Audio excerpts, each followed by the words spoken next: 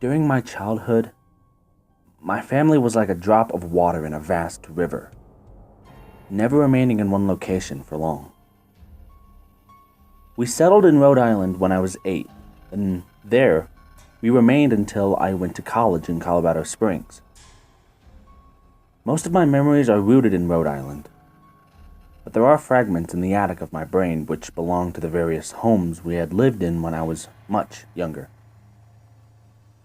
Most of these memories are unclear and pointless, chasing after another boy in the backyard of a house in North Carolina, trying to build a raft to float on the creek behind the apartment we rented in Pennsylvania, and so on.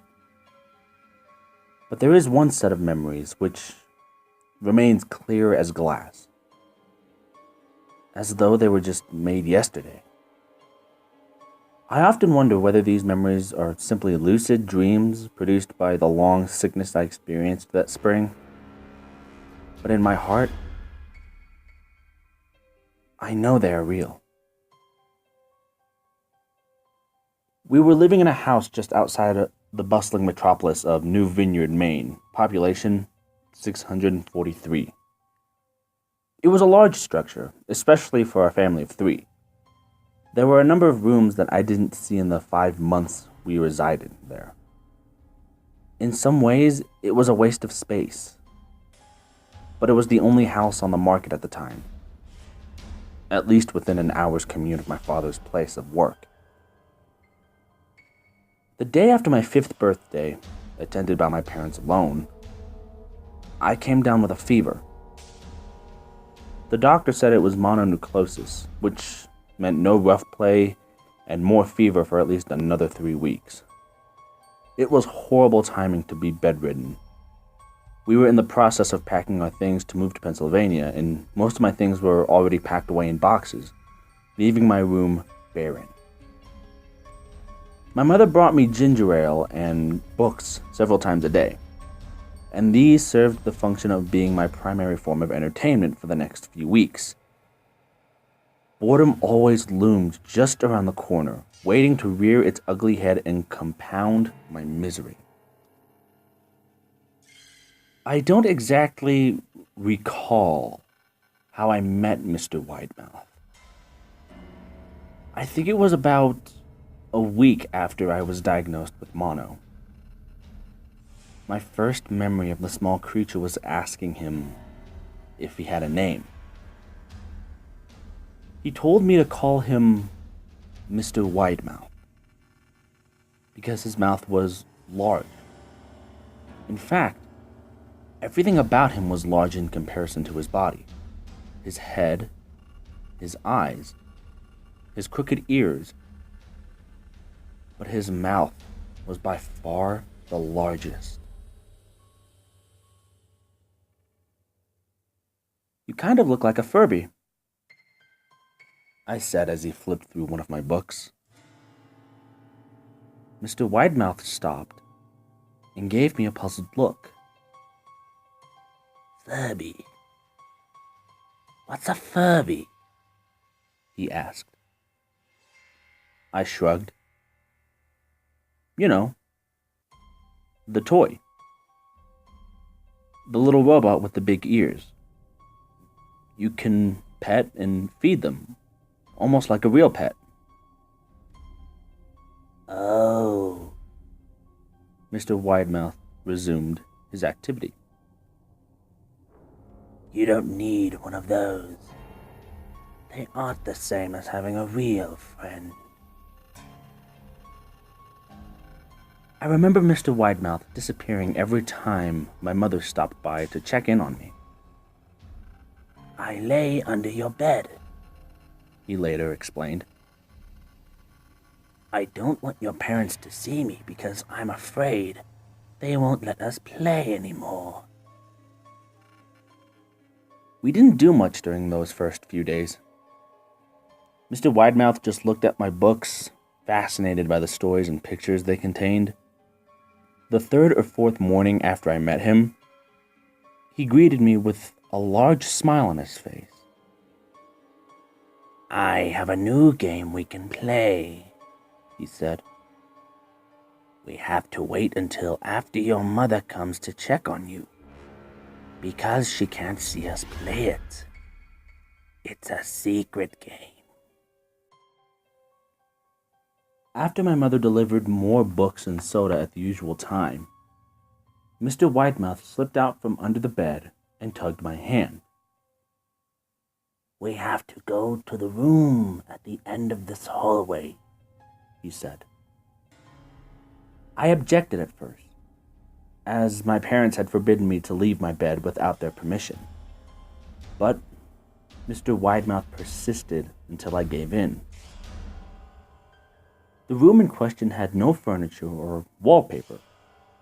Its only distinguishing feature was a window opposite the doorway.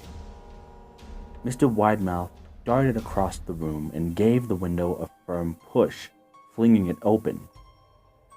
He then beckoned me to look out at the ground below. We were on the second story of the house, but it was on a hill, and from this angle, the drop was farther than 2 stories due to the incline. I like to play pretend up here, Mr. Widemouth explained. I pretend that there is a big soft trampoline below this window, and I jump. If you pretend hard enough, you bounce back up like a feather. I want you to try. I was a 5-year-old with a fever, so only a hint of skepticism darted through my thoughts as I looked down and considered the possibility. It's a long drop, I said. But that's all a part of the fun. It wouldn't be fun if it was only a short drop. If it were that way, we may as well just bounce on a real trampoline. I toyed with the idea, picturing myself falling through thin air only to bounce back to the window on something unseen by human eyes. But the realist in me prevailed. Maybe some other time, I said. I don't know if I have enough imagination. I could get hurt. Mr. Widemouth's face contorted into a snarl, but only for a moment. Anger gave way to disappointment. If you say so, he said. He spent the rest of the day under my bed, quiet as a mouse. The following morning, Mr. Widemouth arrived holding a small box. I want to teach you how to juggle, he said. Here are some things you can use to practice before I start giving you a lesson. I looked in the box. It was full of knives. My parents will kill me, I shouted, horrified that Mr. Widemouth had brought knives into my room, objects that my parents would never allow me to touch. I'll be spanked and grounded for a year.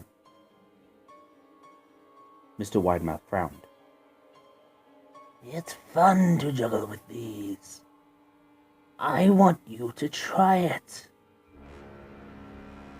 I pushed the box away. I can't. I'll get in trouble. Knives aren't safe to just throw in the air. Mr. Widemouth's frown deepened into a scowl. He took the box of knives and slid under my bed, remaining there for the rest of the day. I began to wonder how often he was under me. I started having trouble sleeping after that. Mr. Widemouth often woke me up at night, saying that he put a real trampoline under the window. A big one that I couldn't see in the dark. I always declined and tried to go back to sleep, but Mr. Widemouth persisted. Sometimes, he stayed by my side until early in the morning, encouraging me to jump. He wasn't so fun to play with anymore. My mother came to me one morning and told me I had permission to walk around outside. She thought the fresh air would be good for me, especially after being confined to my room for so long. Ecstatic, I put on my sneakers and trotted out to the back porch, yearning for the feeling of the sun in my face.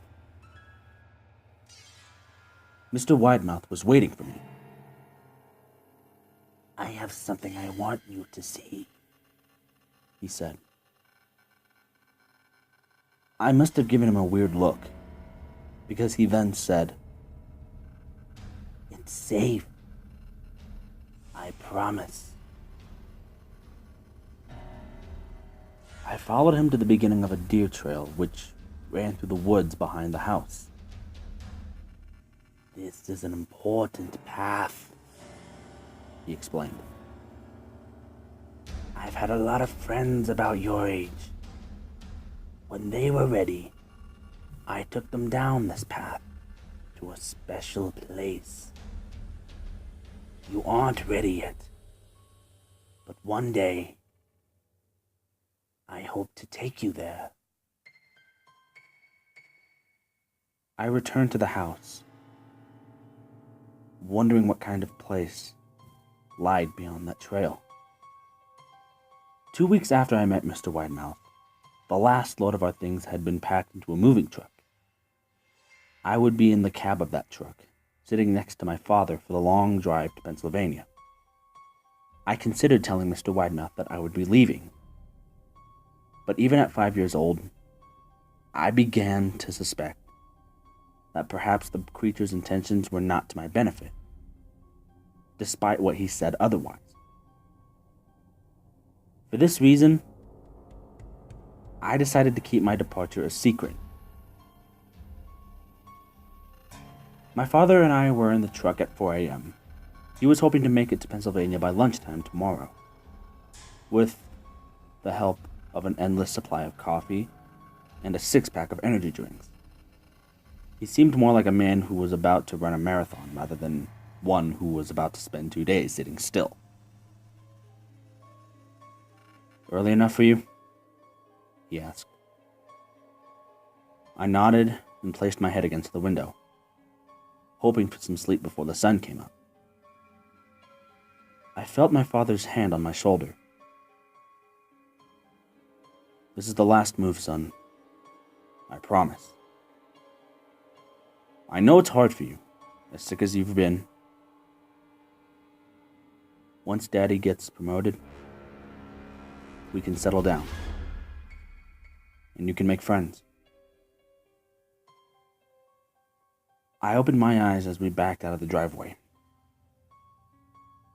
I saw Mr. Widemouth's silhouette in my bedroom window.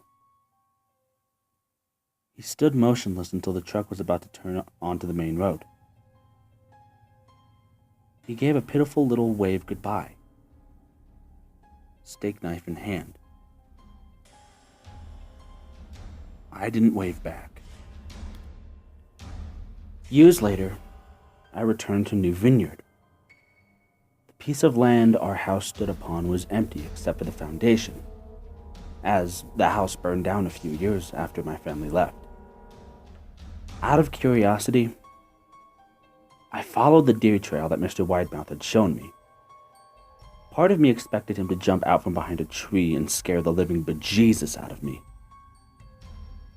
But I felt that Mr. Widemouth was gone, somehow tied to the house that no longer existed. The trail ended at the New Vineyard Memorial Cemetery.